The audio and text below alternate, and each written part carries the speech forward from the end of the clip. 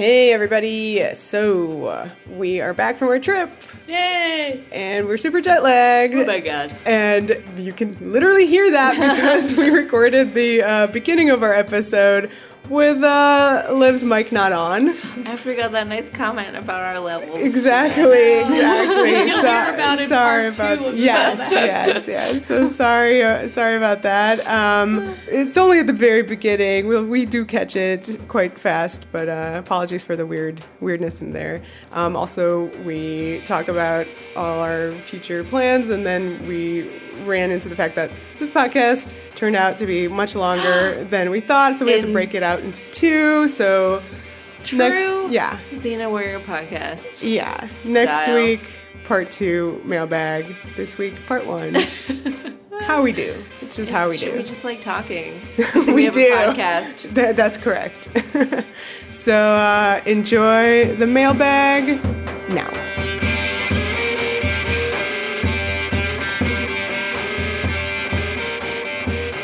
Hello and welcome to Xena Warrior Podcast. My name is Vera and I'm joined as always by my two jet lag co-hosts, Katie. Hello. And Livy. Hello. The jet lag, is it real or is it a figment of the imagination? No, it's real. Doesn't exist. Katie says as she literally holds her face up. No, I'm just like randomly tired all of a sudden. It's fine. It's not real. Yeah. Why am I waking up at 3 a.m. to pee? What is Wait, this? that's an everyday thing. That's not I a was jet lag. I wasn't doing that before. Oh my god, now everybody knows your urinating schedule. Great. It's all that ouzo. Ooh, I actually didn't have any ouzo I had on the trip. a burnt. Well, okay, so yes, trip. That's why we're jet lagged. We went on it. That happened. Totally. You might have seen on our Instagram that we mentioned in our previous episode and then posted a little bit. We still have some more stuff to share. But yeah, it was a super good time and I'm very tired now. Yeah. Don't travel. It's tiring. What did you guys think of visiting the real homelands of Xena and Gabs? I mean, not New Zealand. Not New Zealand's fake homeland. No, it was amazing. I've never been to Greece. I've never been to Italy. It was a total blast. Yeah. Very old rocks. Very old rocks. The oldest rocks. They're there. They're just hanging out. From America. Then I'm from New England, where the only stuff is like, That's the oldest part. You're from the oldest old, part. Well, the East Coast parts, yes. Yeah. Not just New England, but as you say. And I'm like, ooh, 1600s house, ooh. Yeah. You go there and it's like, BC? What? Yep. Yeah, BCE. we toured this ancient ruin on Santorini called Akrotiri, that civilization was as ancient to the Romans when they were alive as the Romans are ancient to us, which just explodes my brain. That is too old. It is too old. The thing that really blew my mind is that a lot of these old literal streets were preserved.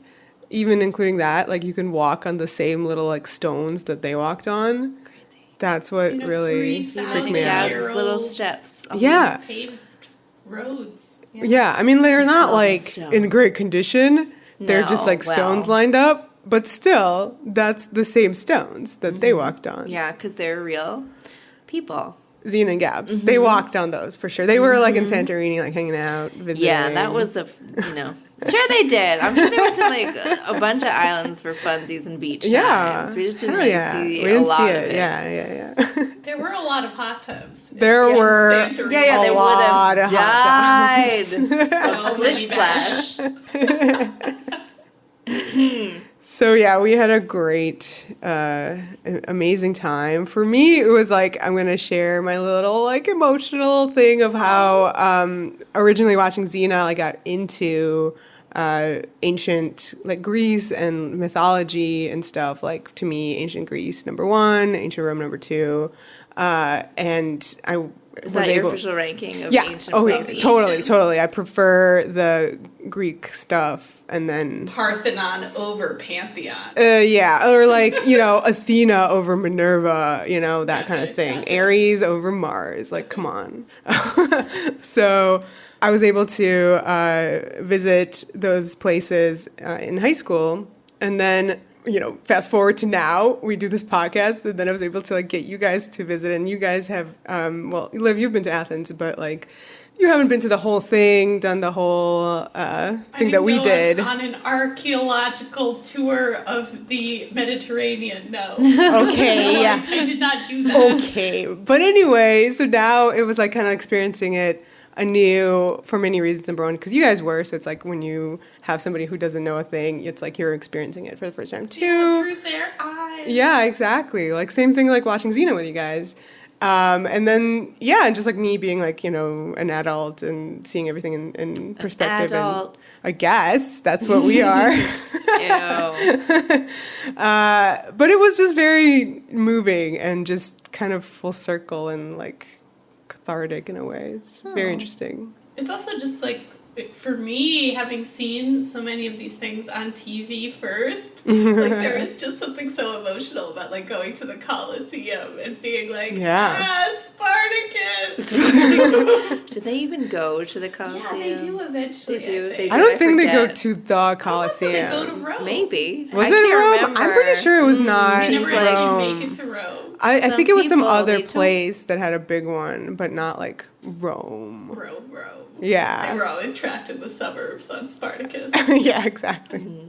Well, they had their local arenas. Watch it again. Yeah. But yeah, I thought that was just so cool to then like be out. Had this amazing tour of the Colosseum where we went backstage, as it were, and like went underground and saw like where the gladiators were, kind of lived. And you saw their cells, and again, the tiles and the floor and stuff, they were the same, man. Yeah. That's fucked up. Spartacus was many 100 years or so before they built the Colosseum. Yeah. I was just checking. And same thing with, we found out that Caesar also didn't exist at the same time as the Colosseum. Right, because the Colosseum was built on Nero's swimming pool. So cool. Long after Caesar. Yeah. But yeah, I just found it really emotional to have, seen all these stories. And like the movie Gladiator. Go there and it's it's not a set. It's not. It's crazy. It's real. It's a real. It's really messed up. Yeah. Well, we have more to add from our trip to the social, so stay tuned for that. We took so many photos. Oh my God, too many, one might say, but at the same time, not enough. We still have to go to New Zealand.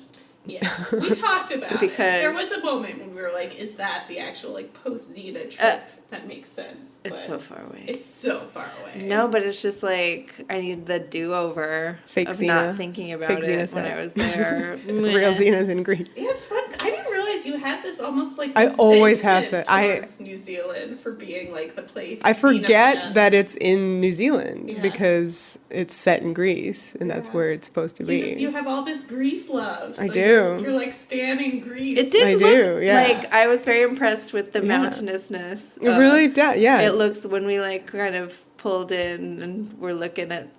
And there were mountains and they looked like, the mountains of New Zealand. Yep. Yes. And I was like, bah. And our little logo and stuff, which I did when we were like making that thing 3 years ago. We should say the logo to the podcast. Website. Yeah. That I was like, does it look like Greece? And I didn't think that it mattered per se because it looked like the show. But then I was like, oh, this looks kind of. But then when we were there, I was like, oh my God. Those same mountains. Yeah, it was real. Yeah. Cool. So, New Zealand's really cool too. No shade. Yeah, that's true. Yeah. I should go. I just want to go because I felt like I could have been thinking about it whilst I was there, and alas, had not watched it. We're forced to only think about Lord of the Rings. Yeah, exactly. Ew. Which is fine. All right. So we have a mailbag to talk about today, but I guess before that, just a quick kind of circling back of what the hell's happening with this podcast. Business. Jet lag. Yeah, besides jet lag, no idea. Well, here's our finale mailbag episode. Yeah. Which we had said we were going to do, and we are doing now. Mm-hmm. And then I believe post finale mailbag, we will be continuing, of course, our Lucy Lawless IMDb experience over on Patreon. And then our next episodes on the main feed will be our patron-funded topics, sometimes Xena-related, sometimes maybe Xena-adjacent, sometimes not Xena-related whatsoever, but fun. Yep. Hopefully all fun all around. I believe in our previous episode, we promised to give people a little teaser about like what mini-sode topics we have coming up. Are there any that you guys are like particularly anticipating? There are a lot. I know, speaking for myself, as a fan of Vera and Katie. Oh my God, thank you for being a fan of us. I am excited to hear you guys talk about while you were sleeping. Oh my God. I forgot that was a topic. I'm so excited now. And I say it that way because, like, I know the movie, but I'm not as big of a fan. You're going to have to rewatch it. Yes. How dare you? I have seen the film. Oh my gosh. It was like, oh my God, monumental to me. Yeah, I'm very excited about that one. I think we're going to try to make that like a special Christmas mini-sode. Several of the topics are like for kind of like the ghosts of fandoms past. Oh, yeah. Like, other shows that we used to be obsessed with. Yeah, like there's like Farscape. Uh-huh. Is there a Legend of the Seeker? Is there one? I don't know, but it's like all my fandoms of the oldie times. So we're gonna kind of turn back time. I know. Like Cher? Yeah. But there's also tons that are Xena. That are actually Xena if you are less interested in non Right. A lot. We definitely have a lot of fan works minisodes coming up. We have like a fitting one and a fic one. Possibly multiple fic ones. And comics and all that. It's going to be good stuff. Exciting. Also, upcoming for Patreon, we will be sending out, as promised, to a whole bunch of you, which actually way more than we probably ever even dreamed or thought, and that's why this is taking so long. We are so sorry. But problematic jars, they are on the horizon. They are on the horizon. They will happen. Do not worry. Do not fear if you are waiting for it or are expecting one. We know. You will get it. We know. Happening. We know. And it's a great thing and for us that like we have so many that we have to send out. Yeah. Yes. Yeah. I'm excited for like the arts and crafts I thought we were gonna have to do like 3. So thank you. And yes, those are on the horizon. And we have other things that we owe to patrons, and we are working on those many things as well. This is sort of we're turning over here at Xena Warrior Pod. The thing is, right? We had Xena to podcast, and that took up a lot of time. It really did. And it was very difficult to do anything else. So it's really thank you for your patience, guys. So this is a changing of gears, and we're hoping that your patience will finally be rewarded soon. Exactly. Okay, shall we mailbag? Mailbag. Ooh, I like that mailbag song. Hermes mailbag. Commence. Who's gonna go first? Oh, you. Me? Okay. I don't know. We didn't choose a direction. I'll go. All right. The first one is from Elizabeth. It says, I was very upset to see Xena die, and a lot of that is because of how sudden it was in the aired version. As you said, it really felt like a trick. I also felt that it really took away from the show's idea of redemption/justice. Because Xena has wiped out ... well, literally thousands of people at this point, and the way she has worked to atone, parentheses, maybe not the right word, for that is by living and fighting for the greater good. It's funny when I see she capitalizes the L in living, and I was like, is that like me? I'm living. Aw, shit. Obviously, that's how you atone. But for this specific group of people, she has to die. Wah. But you guys have really turned me around in the finale in general, and there's a lot I can appreciate now. Parentheses, even if I'm still sad Xena dies. That's fine. We want you to be sad. Yeah. Plus, your explanation of Rob and RJ's mindset when creating the finale helped me come to terms with it as well. Parentheses, it was RJ, right? God, I hope I didn't say the wrong guy. They are a bunch of white dudes with Yeah. our names, so you would be forgiven for screwing it up, but you got it right. Thank you for such a wonderful podcast and giving Xena Warrior Princess the attention it deserves. Oh. Love, Toast. Yay, thank you. Toast then sent a follow-up email where she let us know that she actually hadn't listened to all of the unpinning and felt like her thoughts about redemption, we kind of addressed them there. So she didn't necessarily want us to go into it again now. Okay, good. And which is You good don't have because to. I don't think we want to revisit that. We talked for so many hours. Oh my God, But so many. I think my takeaway from this, and I'm so glad you wrote into us, Toast, like, you know, we're not trying to, like, make people feel like, oh, you know, how I feel about the finale is wrong. Like, no, we really just wanted to be, like, true to all the, like, different feelings that people had about it and, like, address them and, like, talk it out.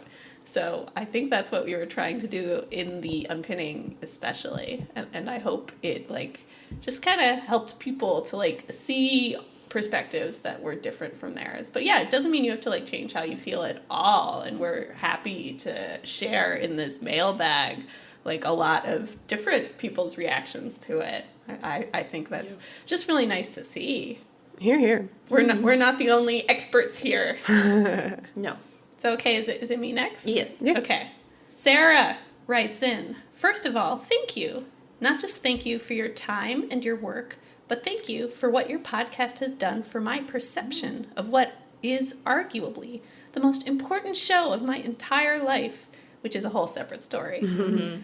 Granted, I haven't watched so intently since the show aired, and so I haven't really thought in depth about the episodes since they aired, which means all my original thoughts are those of a 15-year-old and influences from the internet. Uh-oh. Strong influences, I'm sure.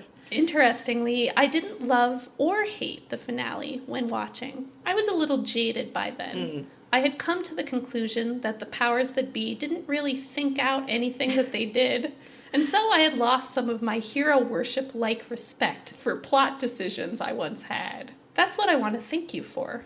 Listening to you go through all of the things I didn't know about for hours and hours has been tremendously helpful in regaining the admiration, because the love never left, that I had for this show circa season 3.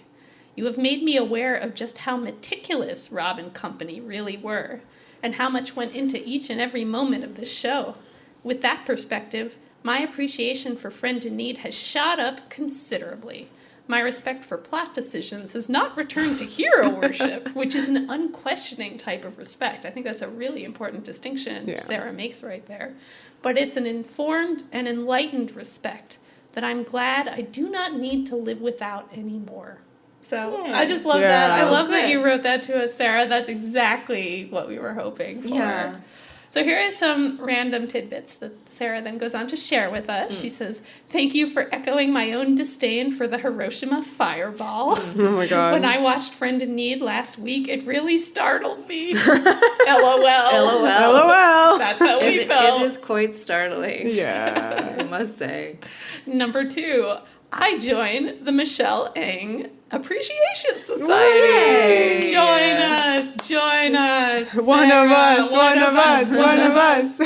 Yes, we're very happy to have kind of opened people's eyes to Michelle Ng, who does very well in this episode. Whatever flaws it has, I really don't think you can lay them at her feet. So that's awesome. Thank you. Okay. Now Sarah goes on and does something which we had a couple people do in our mailbag, which is put forward some examples of finales that she feels are actually good. Because as you may recall from our previous discussion of this matter, we said basically that it's so hard to do a finale that almost every finale is kind of crappy, or at least perceived to be crappy. Yeah, the satisfaction level, it's hard because it's over. So it's like, huh? You know? First one, Buffy. And then in parentheses, yes, I said it. I won't take it back. But fuck the last scene of 718, which is Dirty Girls. Up, down, and all around. I hate it. I hate it. I hate it. I hate it. Whoa. That's strong. Okay. I mean, no, Buffy Strong finale, reaction. Definitely great. Agree, as we said. It's okay. That's what I said. So, I said it was I'm better than the rest of the season. All true. I'm curious. I'm curious about this, like, hate it, I hate it for the last scene of Dirty Girls, because I'm not sure which thing is being referenced, so I'm very curious. Yeah. I'm very What curious. did you hate, Sarah? Oh, Yeah. I guess we can't, like, say stuff without spoiling, so I won't spoil. Is it the eyeballs thing? Is it The misogyny? the misogyny generally? But that's part of the point. That's Yeah, it is part of Is the it point. Buffy not being in a place? Is it the Bible quoting? Is it Nathan Fillion generally? My question is, does it actually deserve so much hate? Nathan Fillion I'm curious. is problematic. Yeah. In I general? can't throw coins in because you're Well, supporting misogyny her was- iPad with the jar. Part of the villain in Nene He on deserves it. purpose. Anyway, There you go. I'm curious. Okay, continue. Okay, so other examples of best finales. The Mary Tyler Moore Show. Okay, yep. Have you guys seen No. that? Yeah. Oh, Katie, have you? Yeah, I think so. Do you Katie's not agree? sure. I think so. So good, she's forgotten it. Let me I feel like old-timey shows have good finales. I've seen a lot of stuff like that. Yeah. It's I true that just if you am not ever look sure. up, like, Those good MASH. finale lists, Yeah. they tend to have older what things. actually happened in it. I think I did. I'm sure I agree. Maybe that'll be our next podcast, Mary Tyler podcast. It was good. Mary Tyler Moore cast. It is a good show. Okay, what else? Private Practice. Interesting. I haven't seen that. What about you guys? I'm I haven't seen curious. it. I've only seen one specific storyline from the private practice, and that is Amelia drug stuff. Oh, Right. yeah. I That think shit's great. Even I have seen that, yeah. Mad Men, which we also discussed, I think. We threw it out there, like, Yeah. hilarious, I think. What I agree, I liked it. We have mad respect for the Mad Men finale. I liked it. Sure. Vera's like, I it's prefer. fine. I didn't like it as much, but it's fine. I liked it. Penny Dreadful. Oh, we never finished. We Yeah. we actually did not watch the final season of Penny Dreadful because of things we heard went down in the finale. So this is interesting. That Sarah includes it. That gives me pause. That makes me think maybe we need to go back. I feel like I thought of another good finale that was recent, and then I forgot. Was it Mary Tyler Moore? Nope. It was recent. The Americans. Oh, yeah, The that was Americans had a good. great Perfect. finale. Great Perfect. finale. Yeah, that was a Perfect. great show all around. Great show, all around, fantastic show. Stuck the landing, A++. More than stuck. Did like a little backflip. Yeah. And you're just like, whoa. gold medal Yeah, I like all these. for Russia. Red Gold curtain, gold medal, gymnastics metaphors. Okay, Sarah has one more example of a best finale. Wait for it, she says.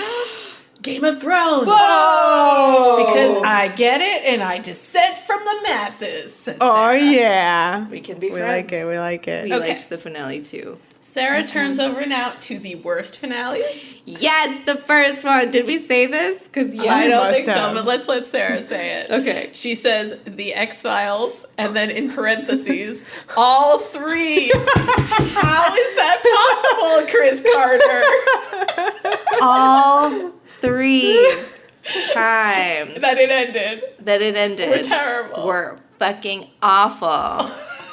Not only that, but you two have not even I haven't seen I haven't Yeah, seen the it. last one. I Yeah. refuse. And I watched it through my fingers like that. And I was so horrified. I did show you that scene, Yeah, didn't I I? think so, but I might have blocked it out. I couldn't go through that alone. No, I have not seen that scene. I don't think. Yeah, I mean, I'm not gonna the big say. scene. Don't but, say. like, It, yeah, honestly, it's not even just- worth it. Like I don't care about spoiling it, but I also don't care to talk about Like, it because Yeah. any character has been screwed over more than Dana Scully. It's true. Like, oh my god. Yeah. Oh my god, that scene made me want to also jump in that fucking water. I have seen it. You're right. You showed it. What the fuck? Oh my god. It's so bad. Oh. I'm still really happy that it exists in all of its incarnations. The X-Files. Some great episodes came out of the the various revivals. I also really love I Want to Believe the movie. So because at the time that was like the big thing. I Want to Believe the movie is interesting. Yeah, it's so funny. It's got whenever you guys refer to it, I'm like, do we not believe the movie? Why isn't the movie believable? We saw it in France. We did see it. That's right. That's right. In Paris. Okay. Other examples of worst finales: Queer as Folk. Haven't seen. Yeah, we have not seen the show. I've only seen actually the UK version, and I don't remember. Did it have a good finale? I don't remember the finale for it, so whoops. And then the L Word. Yes, even with Lucy, says Sarah. We have not seen the L Word. So but that will be on the Lucy IMDb Experience, her episodes. Yeah, that's right. I think everyone just got very surprised. No, I have not seen it. Yeah. That's true. There's a new one coming People up. have often suggested the L Word as a potential podcast for us, and we're like, well, it's a show we have not seen, so I don't know. And then another of Sarah's worst finales, United States of Terra, which I've kind of been curious about as a show, and disappointed to hear it ended poorly. And then Orange is the New Black, which... we still have a season left, Liv. We hate watching that show. Vera and I hate watch that show. We have a great hack for it, and I can't remember if we ever said this on the podcast We used to like it. Yeah. We used to like it. Sure. It has great parts I stopped watching it. It has a really good Let thing. me tell them about my hack. Okay. Sure. If you have trouble watching Orange is the New Black, just fast forward through all the flashbacks. Yeah. And it's so much easier to watch. Yeah. Which is what we did. We just watched scenes set in the prison. Yeah, it wasn't even just flashbacks after a while. We literally would fast forward through any scene not set in the prison. Yeah, well, a lot of them are to do with these, like, dudes who work there. We don't care about the guards' them. personal lives at all. No, thank you. So we just fast forward through it. It makes each episode, like, 22 minutes long. It's great. It's good, yeah. It's pretty good that way. So, but anyway, we haven't seen the season. All right. Katie.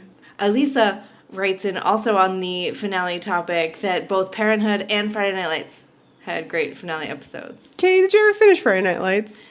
Sort of. I didn't know that you didn't actually finish it. There's like some shows that exist in the world where like for some reason I have like 4 episodes left. Like one of them is the Borgias. Yeah. That goes for you too. Yes. Another one is Friday Night Lights for some reason. But like I don't know why, but like I have seen Rome. We have like half a season left of Rome. Rome, the TV show. Yeah. I did just want. I found out what happened with Coach and Mrs. Coach, and I was like, "Oh, cool!" And then I was done. Yeah, so I didn't. Okay, next up, Jess writes for the upcoming mailbag. I really appreciated you guys' take on AFIN, and I actually already shared the majority of your sentiments. Cool. The thing about the finale that did upset and disappoint me was at the core of the show, the ultimate reason I love it, and what I still believe is the grand legacy of this program is the relationship between Xena and Gabs. I felt the finale dramatically downplayed that element in favor of many things, the most offensive of which being in favor of elevating a different, past relationship with someone else. I definitely carried some resentment for Akemi for this reason. One of my fave things I'm taking away from the podcast is an acceptance of Akemi's role and impact on Xena, and I've forgiven it now. Yay! Michelle Ang fan club. One of us. I agree with what she just said, I think, and then we'll go on to say as much. Yes. However, I still don't feel there was enough rapport on screen between the leads. As you even said on air, Gabrielle has relatively little screen time and spends most of the second half apart from Xena. I would have gotten a lot more satisfaction from a finale that was more in the spirit of One Against an Army, where the events and circumstances served to bring the love between them and the meaning of their lives into sharp relief in the forefront of the episode. This is me addenduming, which is why we have said that episode and that kind of thing a couple times where, like, yes, that is the dream. Yeah. That is the dream. Absolutely, that would be the finale we all could get behind. And then I specifically love the way that was phrased about, like, these particular events and circumstances, but serving to have their relationship at the forefront, like One Against an Army. does would have been very welcome indeed. Okay, and then just continues. Having given this context, I have 2 questions. Do you think there would have been a way to tell the same story about Akemi and about Xena's redemption while keeping the focus of the finale on Xena and Gabrielle in a way that might not have been so frustrating for the fandom, parentheses, or at least me? I certainly do. We saw it happen with the debt. There was just something missing here. The pinch teaching scene and the final goodbye scene are wonderful and deeply powerful, but for those to be the only points where I felt engaged with my OTP, not ideal. I think we talked about this in that we, the many times that we've wished for an extra episode, for it to be a 3-parter, I think that it would fill in some of those character gaps where you just really want to see Gabs wrestling with kind of her feelings, which is a huge part of the just like the emotional truth of the episode that gets left out, is that you don't really see what's going on with Gabs.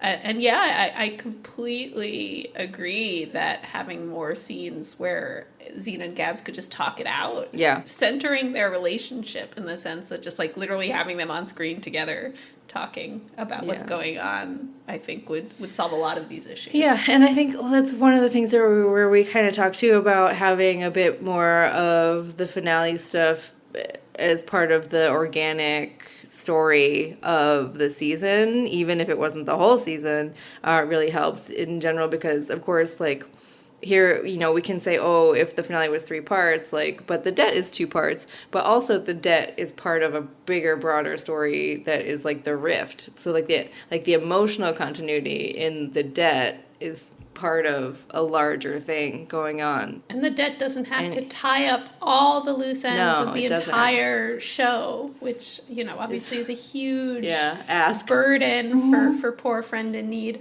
I really just think 3-parter, man. Like that like A Friend in Need has so much plot, especially in the second part. I think there's just so much exposition that, I personally feel very like frustrated with and would rather have character drama. So I guess you could try to cut out that exposition and somehow replace it with character drama. But I think a more elegant solution would have been to just have a 3rd part. Right? Yeah. More time. Always. Time. Yeah. Like the Buffy finale. More time there, too. Yeah. Okay. Second question. So this leads me to my second question. In the commentary for AFIN, it came out that Lucy had an awareness at the time of filming that Xena and Gabs seemed to have been written as clearly a gay couple discussing an ex-girlfriend, while Renee didn't have the same thought and played her character, quote-unquote, straight, with no particular romantic quality. Do you think this mismatch of perspective affected the way their scenes together, parentheses, other than the 2 I mentioned before, which are inarguably romantic, IMO, and parentheses, read to audiences? When I heard that, I thought maybe I would have gotten more of that rich Xena plus Gabs flavor if Gabrielle hadn't often seemed a little bit distant and non-intimate. Thoughts? ?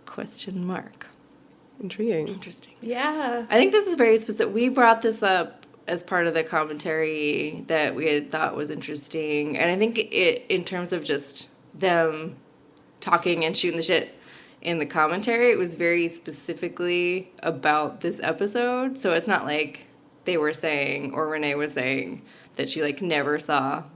Obviously, it's just, like, this very specific way in which they were, like, interpreting the script. Yeah, I actually saw it as even more specific than Jess. Yeah. I saw it as specifically about Xena's relationship with Akemi, like that Renee hadn't seen the romance in that. Yeah, it was about that. Whereas Lucy was like, "Oh yeah, I was playing as her girlfriend." It didn't occur to me that this was, should be sort of taken a step back and say, well, it says something about Xena and Gabrielle and their romantic relationship. I don't think Renee intended that to be how her comments were read, though I don't want to speak for Renee, but I just don't think that's what she was saying, like that she was not playing the romance between herself and Xena. But don't they never play it? Like, don't they always say that they're like, we're always playing as best friends? This is part of that, in that whole I hope I'm not misremembering, but in that entire commentary, I feel like that's part of what they talk about, unless I'm confusing it with some other interview. But like, where they kind of just say like they know like what's being written, and like they know like the like fandom around everything at this point in time, especially like, clearly, and at this point in time too, it is actually very much not being written straight. So like on purpose, as we know from Rob. But like just in terms of like how they need to take the lines on the page and act them without imbuing it with something like from somewhere else. Do you know what I mean? Yeah. Like they sort of talk about that and go like the reason, and I think that's the reason that a lot of it like works, is that like it's not always this like cheeky wink thing, because they're playing everything like genuine, and that's where everything comes from. That is great. Yeah, it has a richness to it, right. I think, in that there are these different layers to it. I mean, I kind of see what Jess means about Gabrielle seeming a little bit distant. I don't know if I would say non-intimate, but, you know, you feel like there are all these unspoken feelings that Gabrielle isn't being allowed to articulate. And part of the problem being just, like, her not having the time. And not being given the time. Yeah, so I kind of see that in the performance. I see the frustration of that. But yeah, I don't think I would pin that on any particular approach or interpretation of Renee's. Or Lucy's. Yeah. All pins have been unpinned. Yeah. All pins have been unpinned. Thank you, Vera. Yeah, but I think that's a really interesting reading, and certainly it just sort of gives me pause, being like, wow, you know, was there some kind of, like, disconnect here right at the end? I don't think so, personally. No, I don't think so at all. I actually think that, like, some of the, like, really great stuff that we talked about in Renee's performance and, like, with Gabrielle in this episode is the, like, maturity level, and, like, you're not getting, like, all these, like, really... We're not getting the big... one against an army, like 30 minutes of like going through a roller coaster, but what you do get is this like her, and maybe this is the distance thing that maybe we're talking about here, but like I really like where you see these moments of her like kind of just taking this step back and being supportive and not being jealous and not being angry and just like accepting and like just being there for Xena and not reacting in a way that's like gonna cause. You see her moderating her feelings, which I think is cool. That I think is a mature version. You don't get the histrionics and the acting out, even though on some level you desperately want them. but you get it. You get that she's moving into a new phase of her life where she has more control over her emotions, and she isn't using them to hurt people, which is very healthy. Okay, so Nora writes. All right, babes. So if the finale storyline... Okay, babes. Fine, I said okay twice. Can I just change it to be, like, better? Okay, so she says, okay, babes. So if the finale storyline had been seeded earlier, or if it concerned a character we knew already, like Lao Ma or Callisto, do you think fan reaction would have been warmer? Yes. Yes. Yes, Nora, it would have. I mean, for sure. Just because, of course, having any more time to deal with it all would, if it was, like, about Akemi in this particular situation, yes, it would have helped people at least, like, have a better grasp of what was going on. And, like, my favorite quote from before is it would have been more successful, the surer success, and so we think it is successful, but it could have been even more successful, and that would have made it so. Having it be about someone we already knew, too, would have allowed them to not have to do as much legwork to introduce a whole new thing. However, then they wouldn't have been treating it maybe like the like little contained microcosm of the show / as like a little movie that they were kind of treating it as. Which was cool. Which I still respect and like, So, but like, definitely, Yeah, I think, you know, there's a reason fan service is a thing, and fan service often applies to, like, you know, older characters, favorite characters.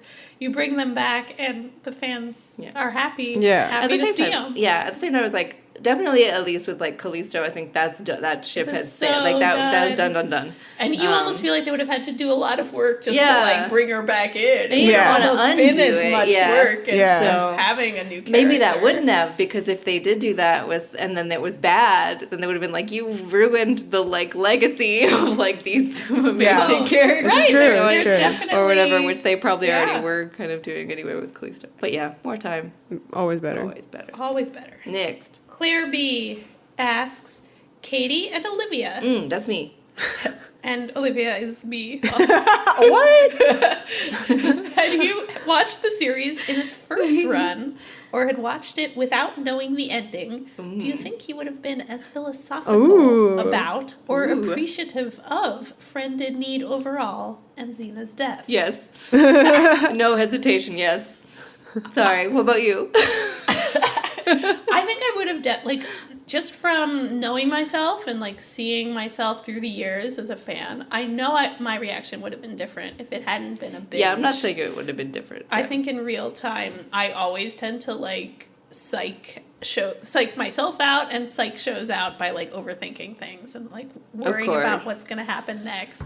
I think I wouldn't have liked the finale as much, like, watching it live, just because it has all these narrative problems that we've dissected and discussed, and I think they would bother me more in real time for sure. They would not have. I would have been like Vera for sure. 100%. But at the same time, I think I would have absolutely admired the boldness of Xena's death. I don't think her death in and of itself would have been a problem for me. I think I would respect it just as much, like, watching it in some other way as I do now. Nice. I think I would have been like more yelly and mad about like the Gabs stuff that we've been talking about. Which I am kind of yelly and mad about in the first place. I don't know that. It would have been like heightened because again, when you spend 6 years watching something and being in a fandom, assuming that I was in the fandom in an intense way of some kind, then yes, for sure it would have been totally different, but not totally different, but like just knowing like the kind of stories that I like and the kind of reactions that I've had to like sad endings or things like this, like I definitely feel like I would have taken a page out of Vera's experience and been like just very impressed and like happy in a sad way, like what that thing from Doctor Who, I can't remember. Yeah, happy in a sad way is a good way of describing it, even if what was the thing? I don't know what the Sally you're Sparrow referencing. thing. The like something for shit, I don't remember. Sad don't is blink. happy for something. I don't know. That's me. Sad is happy for interesting people. Something like that. Deep people, that's Deep me. people. Yes, which is kind of in retrospect Sad a little is bit of a happy for assholey deep line, people, but yes. that's me. Well, isn't anything Stephen Moffat writes assholey? Yes. So there you go. Oh, I think the implication is like coin for Stephen Moffat. Well, it's not the implication. Yes, here a that, big like, one. that like if we hadn't known that Xena was going to die, then we would have been mad. But like I don't think that I would have been mad. I feel like is kind of the underpinning of the question. Yes. Yeah, I think so. I think that I would have enjoyed it. And the as fact I have is, many we're tragic endings. always philosophical and appreciative about everything we watch. So, okay, next part of Claire's questions. Do you think Friend in Need would have been received so poorly had Xena not died in such a brutal way? Or if Gabrielle had died instead? Would you guys have liked the finale as much had Xena and Gabs been given a happier ending, in parentheses, i.e. no character deaths? No, I would not have liked it as much. I mean, okay. I have a couple things to say. Let's go point by point in this question. Would it have been received so poorly had she had not died in a brutal way? Like, if Xena had still died, but it wasn't so graphic, intense, would people have been slightly more on board? Maybe. For people who really could not stand the violence, those people specifically, perhaps. I think that just the general notion that it was sad and she died, if you didn't want that to happen, it wouldn't matter if it was just the nicest death to ever death. Like people would still be mad. So I don't know. I I think maybe it would have helped a little bit for some people. That's my thoughts on that one. Did you have... Yeah, cosign. Yeah, cosign. Okay, so the next bit, I see this sometimes, like, if Gabrielle, not so much that if Gabrielle died instead, but if she had, like, died also, or whatever. I guess this is saying, like, if Xena hadn't died but Gabrielle had died, I don't understand. I don't understand why that seems horribly worse to me. I don't get it. That what have we been watching? Doesn't seem aligned, with the narrative of the show. Yeah. It would be really shocking. That just seems like it would be extraordinarily unsatisfying in a way that I can't even begin to comprehend. Yeah. And then the concept of, like, them both dying together just because then they'd be together, I don't really subscribe to either, because I am again here on the Gabrielle journey, and I don't think that her being dead at the end of the show is a great thing to have happen to this character who has so much more to do. Would we have liked it if it was like a happy ending and nobody died? Sure, if it was good. Yeah. Sure. Yeah, I don't think when we say that we enjoyed Friend in Need, it doesn't mean this is like the only way the show could have ended to satisfy our bloodlust. I think for me, yeah. It had to have had some kind of extreme dramatic thing happen. For sure. So, like, but that doesn't have to be Xena dying? No, but she still needs to get aired a lot. Okay, but she could have lived from the era. All right. If you'll allow it. All right. Yeah, I think all we needed was for the show to resolve in a way that was satisfying and felt right for the characters. We feel Friend in Need was that, but it doesn't mean that an ending where the characters are both alive wouldn't have done that as well, for sure. Yeah. So, final one of Claire's questions. She says, I was one of those people who hadn't watched the finale in about 16 years, wow, and in fact had vowed not to revisit it. Xena Warrior podcast was literally the only thing that could have persuaded me to do so. Wow, Claire, thank you. And while watching Friend in Need recently was devastating all over again, I'm glad I did it. I still don't love it as an episode of television. That is fair. But your extensive, thorough coverage was oddly cathartic. So thank you. Oh, good. Thank you. Also part of the things that we wanted to accomplish with that. So, absolutely, that we were hoping that it could at least allow people to revisit it. Again, not trying to, like, change people's minds at all. Just, like, giving maybe you a little bit. the opportunity to think about it. And so thank you, Claire. Thank you for saying that. That thank you. Is really nice to hear. Okay, next. Elisa says, I'm not too keen on the final episode. To me, the problem isn't even Xena's death. At the end of the series, Gabrielle is basically alone. I mean, very few Amazons are left. Her family is now just her sister, and Eve is around the world somewhere. And I never understood the last scene. Like, is Xena around in ghost form now? Or not? ? I always liked Gabs more. I liked her story, but the finale is sad. It is sad. She didn't deserve that. Yes, she did. I mean, no. She's not alone. She's alone, but I don't know. I don't know. Anyway, the last scene, just in terms of, like, the last scene, that question about Xena, like, being a ghost, like, to me it just reads entirely like Gabrielle is talking to her as you would someone who had died that you want to continue talking to, and just the implication that Xena's always going to be with her, which is why I don't like that thing of Xena still being there in the director's cut, because I think it's important that she's not there, because then you understand that Gabrielle is sort of having a conversation with Xena in her head. Right. And hopefully and then we're still in this, like, you know, Greek land of stuff where you can kind of communicate in a way, like, the dead can hear your Xena thoughts. Can hear her and stuff like that. So, or we can She's assume. Talking to Xena, but I don't think Xena can actually talk back. No, she's having a fake. It is a fake conversation with Xena that is real/fake, because it worries me. I need to see her having, like, bury therapy. those. I need to see her bury the ashes or, like, bring him back, because I worry that she will just carry him around, always talking to them. That's okay. I mean, if she wants how to. She's gonna cope. It's fine. Yeah. And then one day she'll drop them accidentally. They'll spill everywhere, and she'll cause a giant fire. Oh, shit. It's not great. This kind of sounds like a cool plot, and I would watch it. Not the giant fire part, but yeah, if the ashes become Gabrielle's security blanket, I'd like to see what happens when they're finally taken away. No. That sounds like a good story. But yeah, in any case, yeah. I do hope she finds Eve. Maybe that's a question later. Yeah. But, Yeah. like, you know, I guess I definitely do dispute. I feel like Gabs has interesting. always been kind of unmoored from Her family structures. Like, it's not like she had a lot of people in the world to begin with. So I feel like the amount of people that there still are, which would include the Amazons and Varia, like, and Eve, like...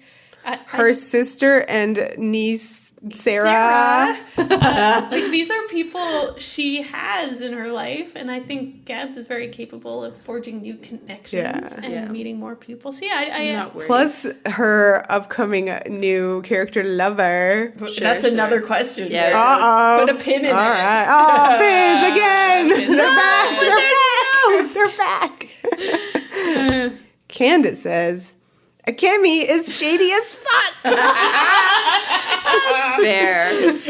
One person not in the Michelle Egg Appreciation Society. She's also manipulative, which you guys mentioned. However, I would argue that she is heads above manipulative at the time compared to Xena. Yes. Xena learned long cons from many people, Akemi. we've decided. Oh, that's true. But also There are. definitely Akemi.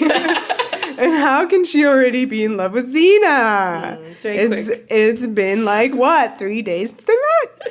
Although I still don't like Akemi, I can see now the situation and predicament that she was in, which does suck for her. It does. Very good. So she goes on, how come it isn't problematic when Gabrielle and Xena wear samurai armor and other Japanese culture clothes, but it is in every other place they visit? Maybe I missed it if you guys said so. I'm not trying to be a jerk or anything, but I want to understand the difference if there is one. I don't want to be culturally incompetent. I want to be respectful to others. So is it not okay for any fair-skinned person to wear clothes of other cultures? What if they like the look of it?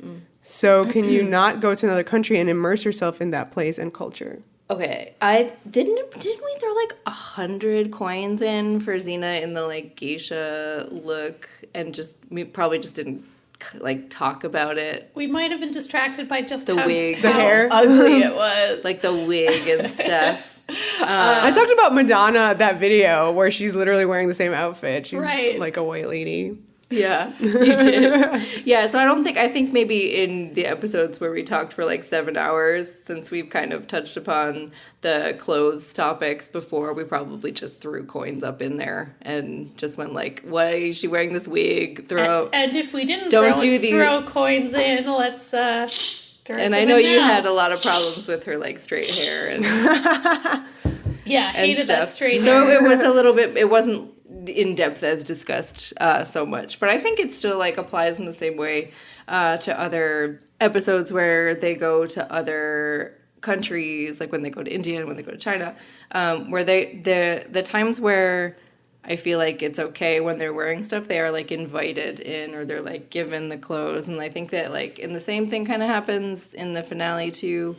Where they are sort of invited into these situations, like Akemi invites her into this like land of the dead, for example. Like she's part of this tea house. This is what they wear, stuff like that. Yeah, and it's even not the geisha great, thing. It's a ruse. So, yeah, and that's a whole there's a plot reason, and I think we made it clear in the debt that is a big part of when things are problematic and when they're not. If in the show it is part of the plot, you at least have that. Yeah. You can still kind of wrangle with it just as an image. You know, why Rob and company are so eager to bring their actresses to these other cultures and put them in these outfits. Yeah.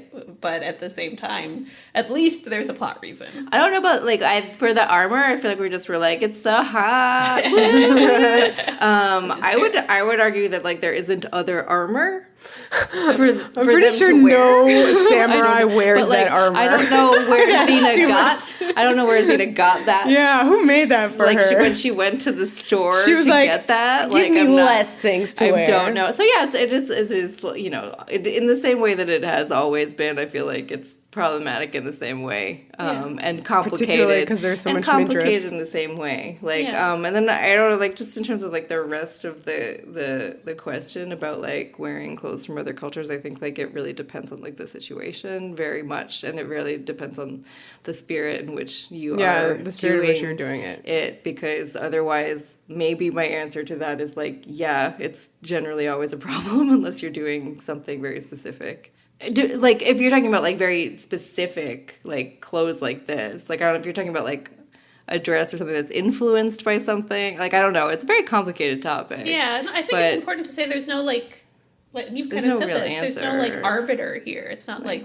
you know, we're not the judge being like, this is problematic and this isn't. This is just always an overlying issue when discussing this matter. And yeah, it's complicated. Going back a little bit to the Akemi question, is it unrealistic that Akemi would fall in love with Xena after knowing her for 3 days? My answer is no, it's Xena. Yeah. Yeah. You'd fall in love with her in one day. I guess, you know, the way the episode portrays it, which is literally Xena and Akemi meet, and Akemi is hard-eyesing her, is... Like, you will love me. You will love me. But that's part of her con. No matter who it is, she would be doing that to them. Is it like one of the things where you're... Xena. She's heard the stories. She's intrigued, I think, at first, and trying to manipulate her. And it's hard for us as the audience to see exactly the moment where that intrigue and that guile turn into real affection. But they clearly do. Akemi didn't know she was in like one of those like teen rom-coms where she like is doing the bet, but then like during the bet she actually falls in love, and then it's a big problem. I'm gonna shake the jar for she's all that. She's all that. Oh my god. That's lots of things. But yes, so that one too. Sarah writes, "Hi y'all. So I'm thinking about the curious way fans see the choices during Friend in Need as out of character. I have a thought. Bear with me here. All fandoms write fan fiction, pretty much. I was describing Xena fanfic and the uber genre to my sister this past week, and how specifically for Xena, the uber genre is just so malleable.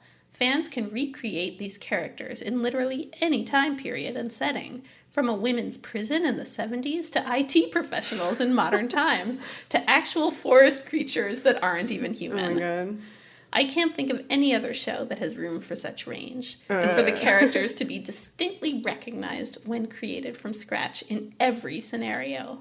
And not just due to physical description, it's because we know them.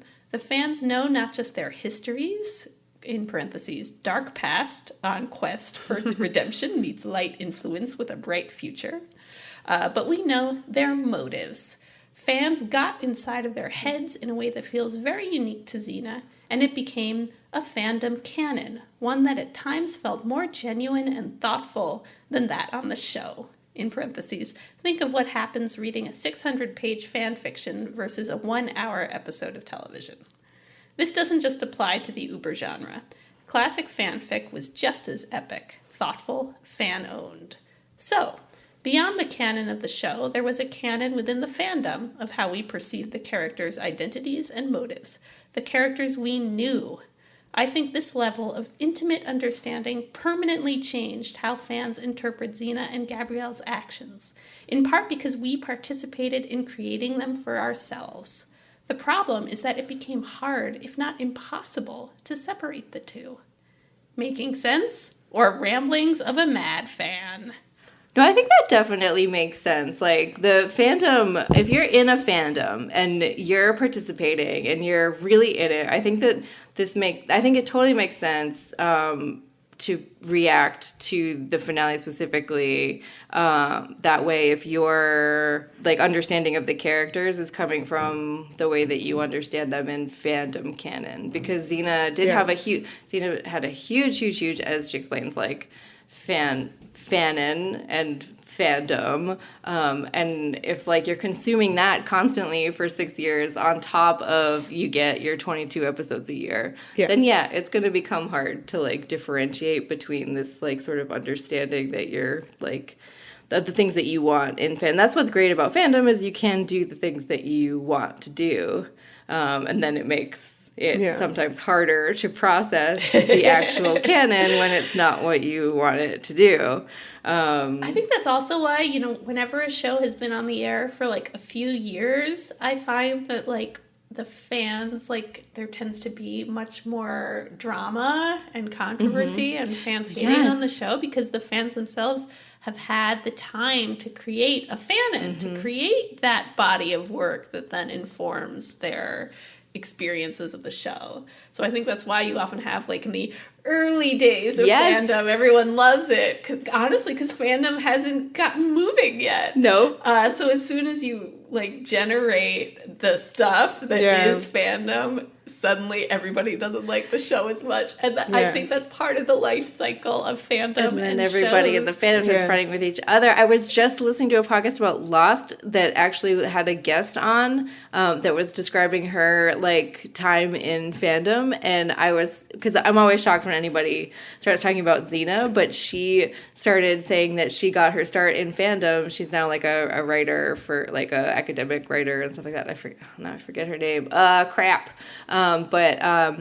She said that she started in Xena fandom and, like, literally outlined exactly what you just said and how she was like, everything was so great in the beginning. And then as you kind of got through it, then by the end, it was like a war zone. Like, and it was just shocking to hear someone, like, actually talking about Xena, like, because, that did happen. But yeah, I don't think that doesn't make sense. I think it is, like, I don't know. For me, it's harder because I always come at, like, even when I participate in fandom, I don't know that I ever go, I don't know. I go deep, but, like, I always feel like the show for me is the canon. So the idea that long fics and stuff are going to, like, overtake it for me is not true. Maybe you're different, but, like, having written a long fic that overtook the canon for me in one of my previous fandoms, I get it. Yeah. I get it. You get it.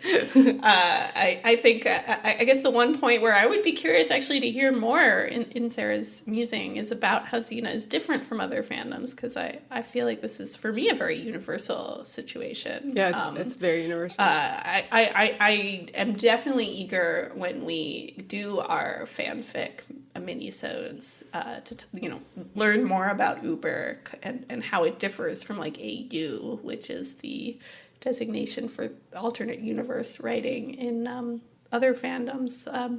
I'm not sure if Xena is unique in this way, but it is really interesting to hear from people about specifically how they feel it differs from other fandom experiences. Isn't AU just, like, the same characters, but in other situations? But this is, like, Uber is, like, they're different characters, but they are those characters. Right. Yeah. There's sort of that's a basic canon backbone for what you're doing, as opposed to other fandoms where you're just like, now they're pirates. You don't even need to, like, scratch the serial numbers off because they already have different names. Yeah, exactly. When you want to publish it. Woo! But yeah, that makes sense. Okay. Next up, Troy writes, the big wrap-up mailbag. What should we talk about? There's so much. I know. So much, always. I mean, we could explore some pet theories of mine. So here are some of Troy's pet theories. Number one, such as whether Salmoneus is actually a trickster guise that Ares assumes what? whenever he wants to know what makes Xena tick. What? Love it.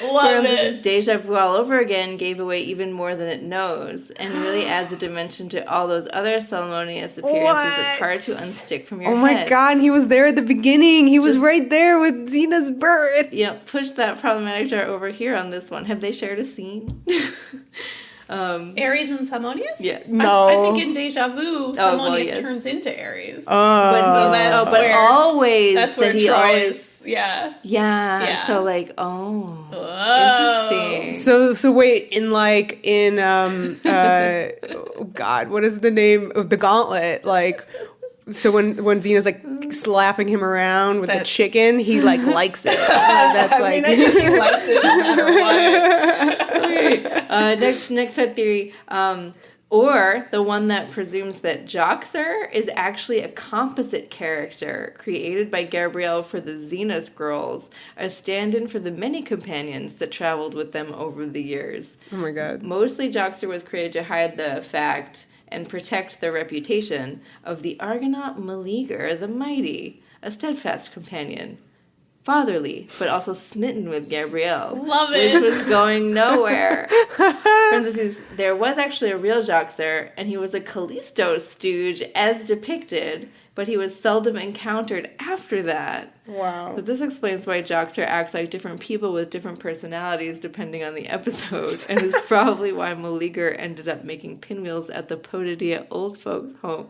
Dun, Wow. dun, dun. I love this, Troy. I love really this. fun. I love this sort of metatextual game thing that That's Troy's interesting, doing, yeah. and I totally buy it, because, Joxer's characterization does shift a lot depending on the episode. That's funny. And also, I just love the leaguer, so let's get him up in here. Okay. And then he says, but hey, once I saw Katie's vid, I had to ask this. Does Gabrielle, by becoming the possessor/lone wielder of the bloodied chakram and passing the trials of this episode, parentheses, most especially the duel, the pinch, submitting to the tattoo ritual, and using the chakram in a lethal fashion, not only demonstrate her worth as a warrior, but, by extension, become the italicized, personified embodiment, and italics, of Xena's redemption. I fucking love that.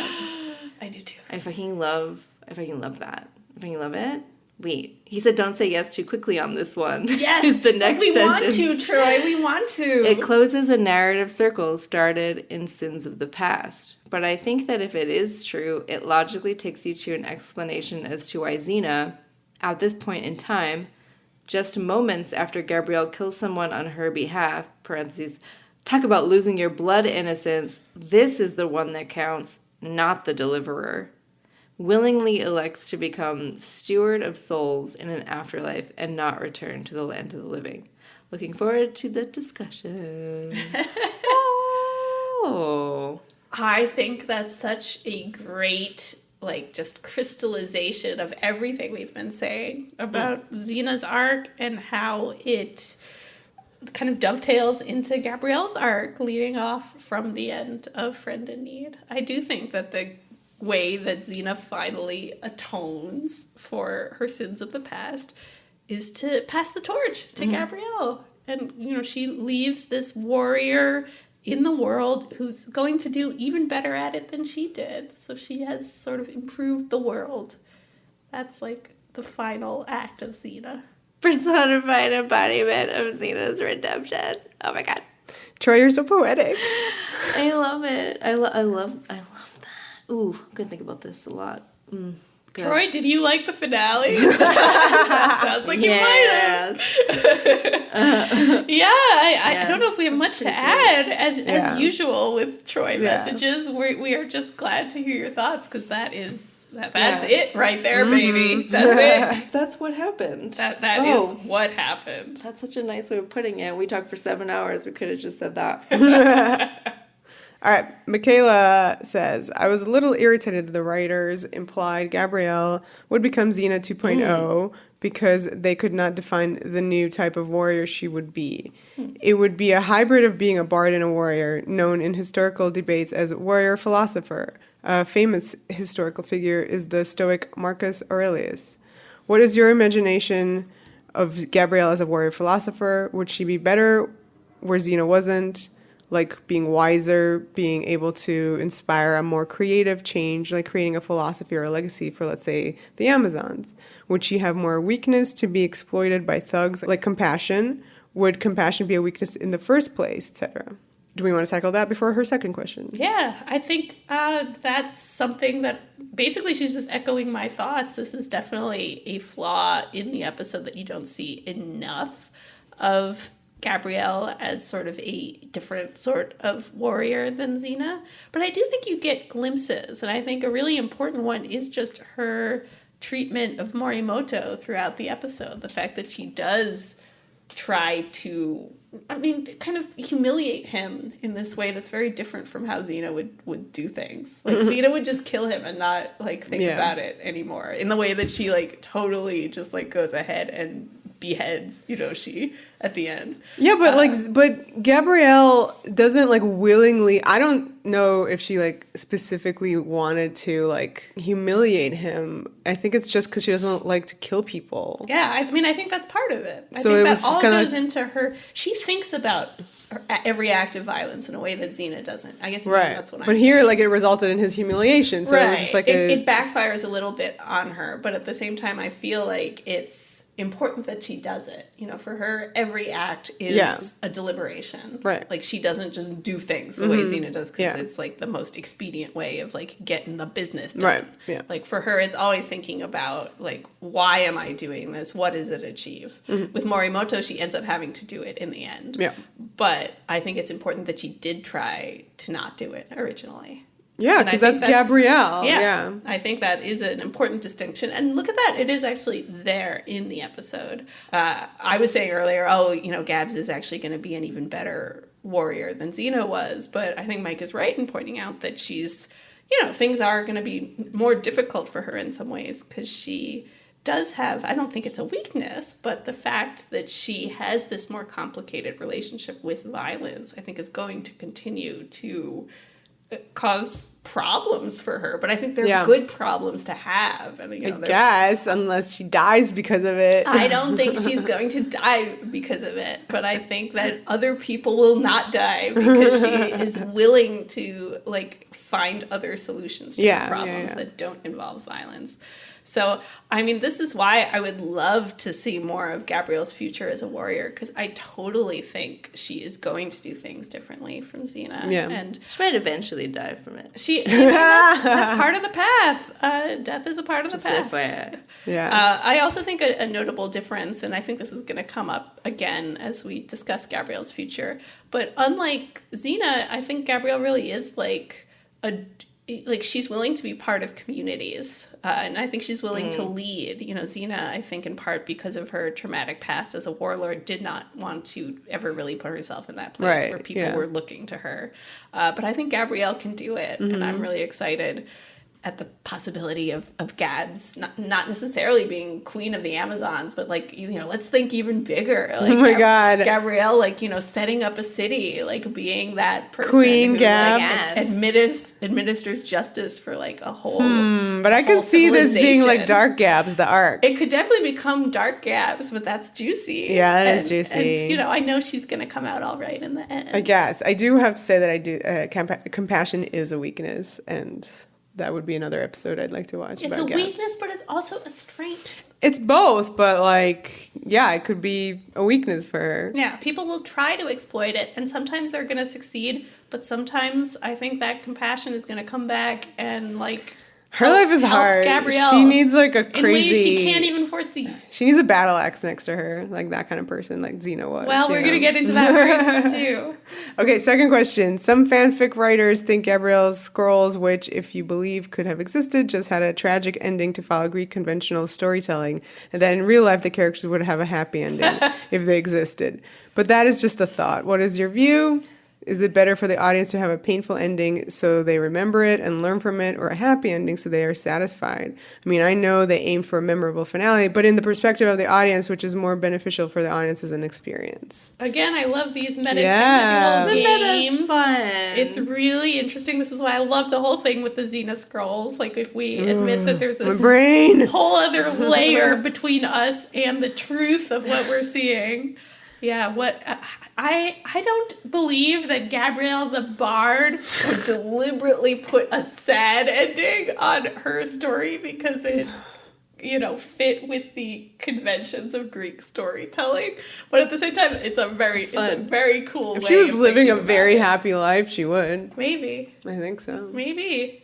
And maybe that's part of just she just likes straight angsty fic. Don't you like to write an angsty fic? Every now and then. Yeah, there you go. Not everything is coffee shop, you. But yeah, maybe that accounts for some of the, narrative problems. Yeah. The abruptness of Xena having to die at the end, like the bard just erased out the solution to the problem and instead wrote, "LOL, she died." Oh, good times. Yeah, Yeah, but I don't know if one or the other is more beneficial as an experience. I think both sorts of endings are important. Agreed. Yeah, I don't really subscribe to this sort of concept that a happy ending is satisfying and the other one is just some kind of lesson that we must endure. Like, I find the sad ending satisfying. Yeah, I think either can be beneficial for the audience as an experience. Yeah. I wish this is one of those moments where I'm like, oh, I wish I knew more about Greek drama. I know that, the tragedies end sadly, but sometimes the characters aren't all dead by the end. I feel like there is some variation in these genre designations. And of course, is the bard writing the Xena Scrolls writing tragic drama, or is it actually something else? Is she kind of moving within, like, beyond those genre constructs? She's probably not writing a satyr play, but sometimes. Rita writes, I'm sure you already have this question. Where do you think Gabrielle is going now? Egypt or somewhere else? What is she going to do there? I like to think that she goes to Alexandria and meets Hypatia, and then has to deal with the mob of Elysians who terrorize the city, and how Eli's message turned out. I think that's so cool. I had to look this up because I did not know Hypatia of Alexandria. But she's really cool, and she's that Rachel Weisz movie, Agora. That's about her. I've seen that. That did not end well. No, it does not end well. So I'm hoping in this version where Gabrielle and Hypatia meet that... it goes well. Yeah. Okay. But I also, this reminds me, I feel like we've maybe never said this. We often get in mailbags the question of, what are some, historical figures you'd love to see interacting with Xena and Gabs? I would totally have loved to see Xena and Gabs go to Alexandria and see the library on screen and stuff. Oh my God. That would be gorgeous. And of course, you'd have to have the library burned down in this dramatic Hypatia. Another fire Xena starts.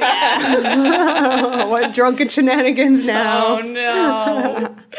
That's a really cool suggestion, Rita. I don't know if I have other thoughts about where Gabrielle is going now. Obviously, we've mentioned Egypt. We've mentioned... going everywhere. Going back to Amphipolis. Going everywhere, babe. Yeah. And then finding Eve. Finding Eve, yeah. Going back to the Amazons. I feel like she has and I like that they will have stops. a weird relationship. Mm-hmm. Their relationship is going to be weird. Yeah. And I don't think they'll see each other that often. No, they don't. No, I feel like nobody likes Eve. But of course, Rita, by bringing up the fact that the Elysians, are, becoming more militant, and violent. The idea that maybe you'd end up having Eve and Gabrielle on different sides of a war. Yeah, that sounds great. I would kind of want Eve actually to end Gabs to be that would be the point where they work together.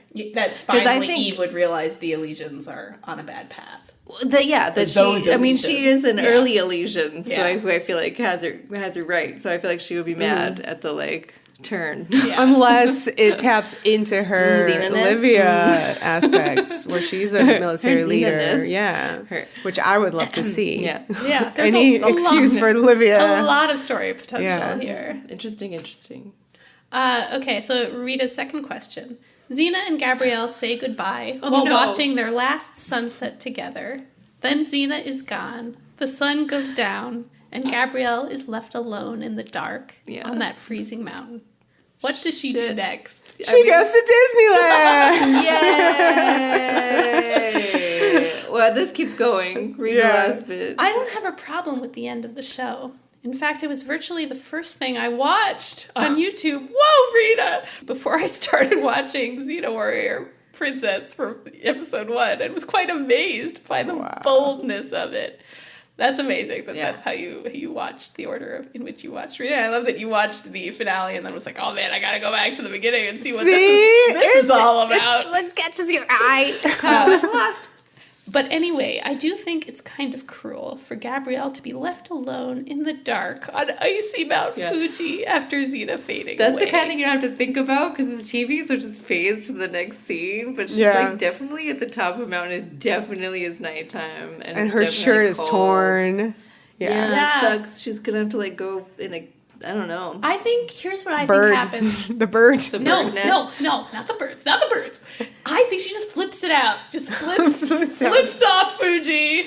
She doesn't know flips. She does know flip off the side of the mountain. She does no flips. No. We saw her. Xena wouldn't even flip off the side of the mountain to get down it. Listen, she just sad walks down. I think maybe skiing. I think she flipped off the mountain. I think skiing happened. I do not think she flipped off the mountain. I don't think she skied down the mountain either. She might have had to go in like a cave or something. Japan had Winter Olympics. She skied down. She did the jump where you ski jump. She did none of these comical things. So what did she do, Katie? She learned she had to wait. stooge scenes from Xena now. She might, I mean, I don't know how cold it is. It's cold. She's going to have to like start a fire in a cave. Are there caves on Mount Fuji? Well, probably. The woods were on fire. Yeah. She's got a lot of fire to work with. She has a very sad night, let's just say. It's a sad night. She has a sad-ass night in a cave with a little fire going, I think. But, you know, she has... She can't just go down the mountain. I mean, I guess she has a really good night, but maybe made a little torch and just very slowly worked her way down the mountain so that... She got up there very fast. No, she had been going for a while before Xena went. Sure. They just had the luxury of flying up as birds, which you wouldn't know if you didn't watch the director's cut. Next question. Camilla writes, another series-inspired question. Thank you for bringing it into our radars. At Katie, LOL. What did I do? You told the world about series. Oh, series. Yes. The app. Yes. By the way, on that same game, along with Aries and Otto, you can make your character pursue a romance path with Gabrielle. Do you feel this is a true thing that could happen? In that game's case, it only happens because your avatar is an XP for Xena anyway, but there's still the intriguing possibility. Could Gabrielle allow herself to love another person after Xena? Would that be seen as a betrayal to her after their bond has been made so eternal? I think she could love someone. I agree. I fully agree. I don't think it... I'm looking forward to that storyline, actually, yes, because it's always fascinating. I agree. I don't think it undercuts or betrays anything about any of their future lives that they're going to share together or their bond together whatsoever. Mm-hmm. Yeah, I think she can absolutely love someone else after and Xena. I think Xena and I hope that she does, that. And I absolutely think Xena would want that. It would not be... I mean, yeah, I don't think Xena would feel betrayed by that. I think it would be a hard thing for both Gabrielle and Xena, but I think that is a part of life. You know, you go on. Agree. Alexander Lyons writes, from the point where the show ends, and presuming Xena is not going to get resurrected again, what would Gabrielle need in an antagonist to progress her story to its natural next place? What do you feel her next challenges might have been, and who or what would she have had to face to get there? This is a great question. I think previously we discussed that she would have a opponent that reminded her of Xena. Yeah. Yeah. And we liked this a lot. I think that hits me in the in the feels. Right in the feels. Yeah, I almost prefer an antagonist that reminds her of Xena to a companion that reminds her of Xenia. Xenia? Xenia Onatopp? Yeah, I just feel like I mean, in a way, that's kind of because I love Callisto so much. Yeah. I feel like I'm getting Callisto vibes from this prospective character. Yeah. And I think Gabrielle would handle a Callisto character in a really interesting way. Mm-hmm. Very different from Xena. Yeah, I like that. But yeah, and in terms of someone who would progress her story to its natural next place, I have a hard time coming up with what the natural next place is for Gabrielle's character. I think it has to be a companion, so she has to find her Gabrielle. That makes sense. So that's the person. She has to begin to fulfill the role of the master in that relationship. Exactly. Mm-hmm. And rule a kingdom according to. Yeah, I mean that's what I think her next challenges might be. I mean, I think. Well, no, go ahead. Oh. Well, I certainly think that a lot of her next challenges are going to still involve this question of violence, which I think for her is never really going to be resolved. I think she's always going to find difficult. And I think that those difficulties are going to inform her character moving forward. And I was just going to be like, yeah, her antagonist is going to be herself. I mean, that's juicy her too. own internal struggle. Always juicy. That's like kind of the stuff we were saying already too, right? Like the question being about the natural next place is different than like what an interesting story would be. But like, I just think that like her going up against like the forces that are happening continuously in that time period, Rome, like the changing Elijans, all that stuff is like what she's going to be dealing with. Sarah from Columbus writes, in your great unpinning, you brought up the concept of Gabrielle, warrior princess.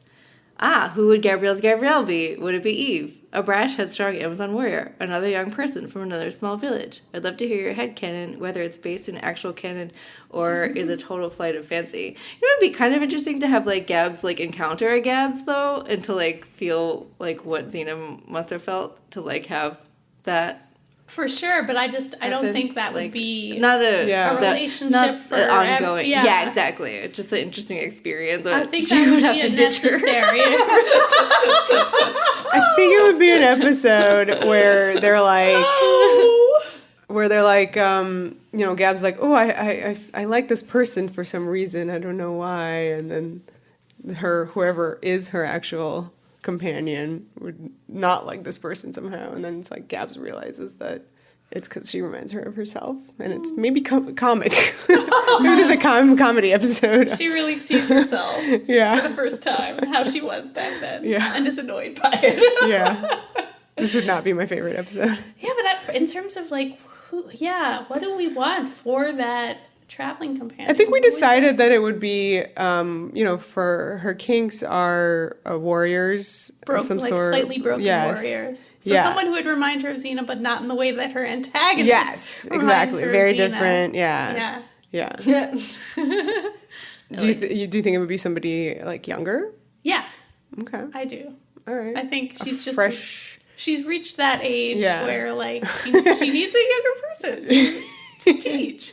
She likes them young. I just feel like if it were someone her age or older, it just wouldn't have the same. Like, is she teaching that person? Maybe, but I mean, it wouldn't. Yeah. Like, it would be. I don't want it to be perceived as her like replacing Xena with sort of another broken warrior. Who's like, no, but it's somebody who she puts through like a rehabilitation of the old, you know, Gabs clinic. Yeah. So I guess I see that person as being younger than her, but it's true that it wouldn't have to be. I'm open-minded to that person checking other boxes. I don't know. Yeah, I'm not sure I have like a cool pitch here for what that character should be, but yeah, I definitely have the sense that it would have to fit her type. Yeah, I mean, I think it's like somebody who would have like left a gang, basically, like some sort of warlords, whatever thing, or maybe even somebody who was in the army. So let's say, I mean, I don't know how you can get like a lady like Roman legion. I love it. I love the idea that it's just something that person would also lady have. Legionnaire, yeah, like she would have like a rich backstory to tap into for her episodes, you know. Yeah, like, which obviously you would need for any character exactly traveling with Gabs. So there you go. Tiara writes, we know that Gabrielle now has the fighting skills to hold her own against most/all enemies. Do you think she has also gained enough of Xena's mental ability to outwit any enemy? And at what point do you think she achieved both physical and mental skills, if so? Oh boy. I mean, I don't think there's like a particular point where it's like she's got them all. I mean, sort of the finale makes it seem like it's, you know, the moment she catches the chakra, but the truth is that this has been a slow building over the years, and it seems very clear especially from what we've been talking about like what ended up happening with season 5. She progressed very rapidly there because she had to carry the action component of the show. So yeah, definitely season 5 was a big breakthrough for her. But yeah, I think mentally she's different from Xena. I don't think she's going to use the same gambles as Xena. I'm sure she'll do a long con or two in her life, but I don't I guess I don't see her as manipulative in the same way that Xena is. So I do think, like, when it comes to strategy, she's going to do different things. Mm-hmm. I don't think she has the skills of long cons for sure. She hardly has flipping down. She's brand new at these skills. Give her time. Xena was brand new at one point too. Okay. Everybody has started somewhere. I would love to see Gabs, like, continuing to add to her skill set, like, and, like, learning things that maybe Xena didn't know. Like, I don't have particular things in mind. Well, she already knows how to read. That's one thing.